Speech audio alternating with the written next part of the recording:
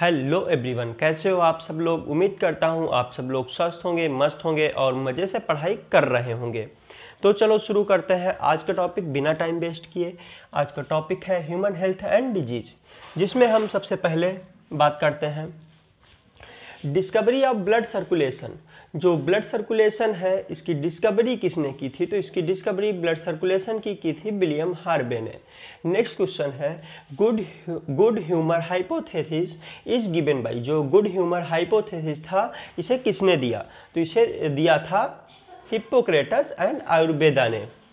Next question जो है disease causing agents are known as. जो डिजीज काउजिंग एजेंट होते हैं उसे हम किस नाम से जानते हैं? तो उसे हम पैथोजेंस के नाम से जानते हैं।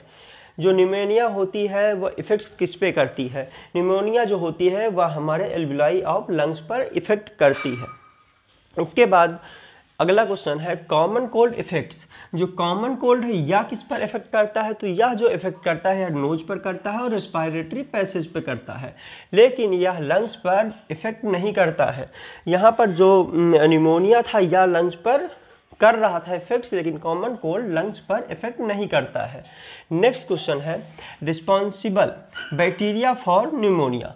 जो निमोनिया होता है इसके लिए कौन सी बैक्टीरिया रिस्पॉन्सिबल होती है? तो इसके लिए जो बैक्टीरिया रिस्पॉन्सिबल होती है उसका नाम है स्ट्रेप्टोकोकस न्यूमोनियाई, और जो दूसरा है वो है हीमोफाइलस इन्फ्लुएंजा। नेक्स्ट क्वेश्चन है causative agent of malaria is. जो मलेरिया का कॉजेटिव एजेंट है वह कौन सा है? तो वह है प्लाज्मोडियम, और यह क्या होता है? एक टिनी प्रोटोजोअन होता है। नेक्स्ट क्वेश्चन है most serious type of malaria which can be fatal is caused by. जो सबसे सीरियस टाइप की मलेरिया होती है वह किससे होती है? तो वह होती है प्लाज्मोडियम फैल्सीपेरम से। याद रखिएगा, जो प्लाज्मोडियम फैल्सीपेरम है ये सबसे खतरनाक टाइप होता है। इसके बाद नेक्स्ट है infectious for a Plasmodium for human is. जो प्लाज्मोडियम है वो इन्फेक्टियस होता है ह्यूमन के लिए, वो है स्पोरोजोइट्स।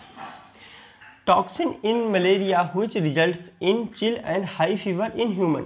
जब मलेरिया होता है तो उसमें कौन सा टॉक्सिन होता है जिसके कारण ह्यूमन को चिल एंड हाई फीवर आता है? तो वह है हीमोज्वाइन। इसके बाद नेक्स्ट है mechanical carrier for amoebic dysentery is. जो मैकेनिकल कैरियर होता है एम्बॉइक डाइसेंट्री का वह है हाउस फ्लाई। अगर यहाँ तक किसी को कोई डाउट है तो आप कमेंट सेक्शन में पूछ सकता है। अब हम चलते हैं नेक्स्ट स्लाइड पर। चलिए अब हम बात करते हैं genera which is responsible for fungal disease ringworm. कौन सा जेनरा है जो रिस्पॉन्सिबल होता है फंगल डिजीज रिंगवार्म के लिए? तो एक है माइक्रोस्पोरम, दूसरा है ट्राइकोफाइटान और तीसरा है एपिडर्मोफाइटान। जो ये तीन जेनेरा है ये फंगल डिजीज रिंगवार्म के लिए रिस्पॉन्सिबल होते हैं। नेक्स्ट है deadly disease which is completely eradicated. कौन सी ऐसी डेडली डिजीज है जो पूरी तरह से इरेडिकेट कर दी गई है? वह है स्मॉल पॉक्स। इसके बाद नेक्स्ट है non specific type of immunity is. कौन सी इम्यूनिटी है जो नॉन स्पेसिफिक टाइप की होती है? वह है इन्नेट इम्यूनिटी। और इसके बाद नेक्स्ट है स्पेसिफिक टाइप ऑफ इम्यूनिटी। कौन सी इम्यूनिटी है जो स्पेसिफिक टाइप की होती है? वह है एक्वायर्ड इम्यूनिटी।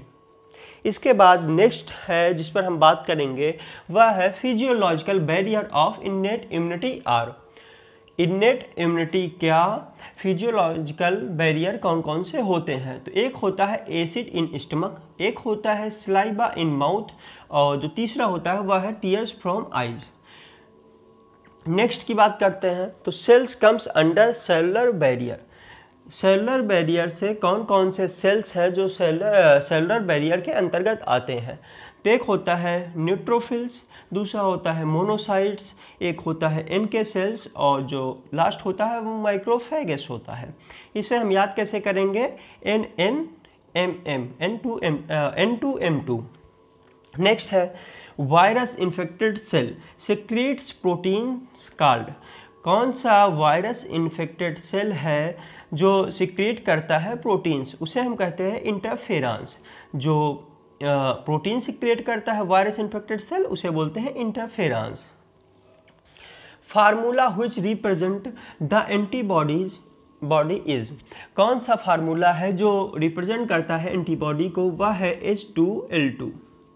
नेक्स्ट है antibody mediated immunity is represented bye.